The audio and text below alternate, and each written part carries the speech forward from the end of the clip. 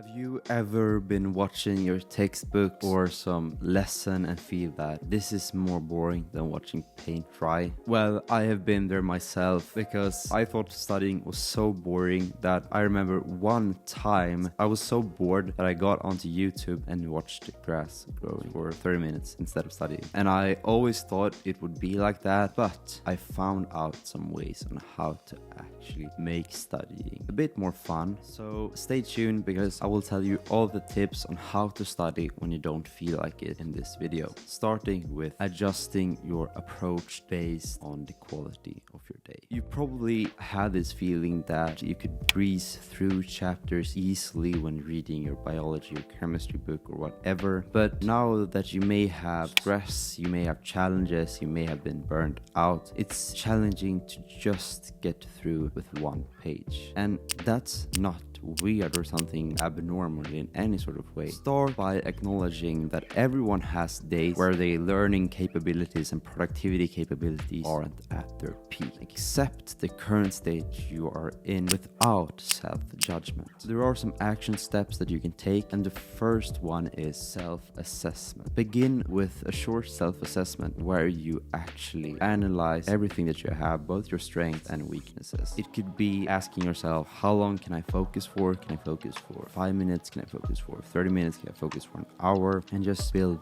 around that, because you have strengths, and I promise you that as well. You just need to work on your weaknesses to become good again. And then based on this assessment, do some study goals with incremental improvements. Let's say you said that you can focus for 20 minutes, then have a goal to study for 25 minutes so you can build up it gradually. You don't go from 20 minutes of focus studying to an hour of focus studying, because that will make you unmotivated and etc. Remind yourself of this every day, that every step you take is an incremental step towards your goal. And every step towards your goal is a good step, because you are going forward and not backward. And celebrate the small victories. Even though a task took longer than expected, you finished it. So be happy about that and celebrate it. But that brings me up to tip number 2. Prioritize and question necessity. Now, if you are studying something you already know, then you are just wasting time. So boring, because you're doing nothing and you're feeling no sense of accomplishment. You need to focus on the things that you don't know. There is actually a good method for this, and it's called the traffic light method. So the traffic light has the green and the yellow and then the red. You can use this to actually group up your tasks.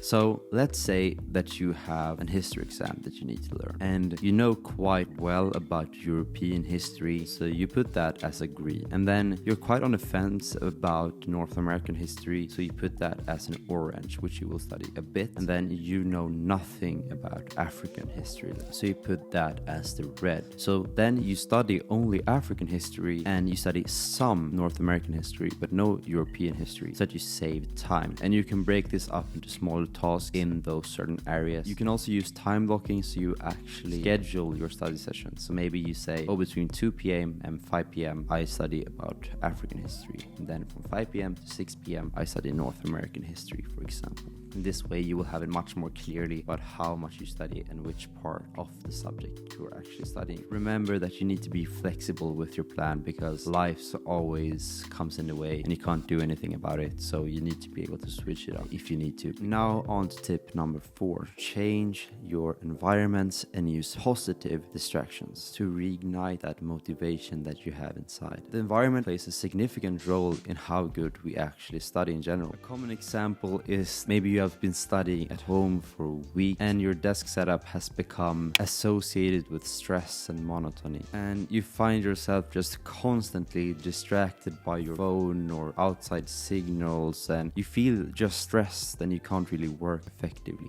as you could a few weeks ago. You need to change your environment if that's you. It could be going to a cafe that's right next to you, a library, or just switching a room inside your apartment or house, etc. And you should analyze within yourself, am I a person who can't focus when I hear outside noises? Then you shouldn't probably study at a cafe, but you should study at the library. If it's the other way around, maybe you want some noise around you, then you shouldn't probably study at the library and you should study at a cafe, for example. I would choose wisely because the novelty of the actual environment decides how much you can focus. So reassess and think, what would I enjoy the most, and just test it. When you start to study at this new place, incorporate some good distractions for you. I would start my study session with something light and engaging. It could be a YouTube video about the topic that's not really super relevant, but it makes me interested in the actual topic. This will also transition your brain into a sort of study mode where you start feeling and nurturing yourself and getting ready to actually learn information later on. Two things that make this more engaging for me is using study with me videos. So you study with someone on YouTube, there's plenty out there. I've also recorded some. And then just study playlists. This could be like lo-fi beats, jazz beats, or if you want, just listen to the music you actually like. If music makes you study 3 hours, but it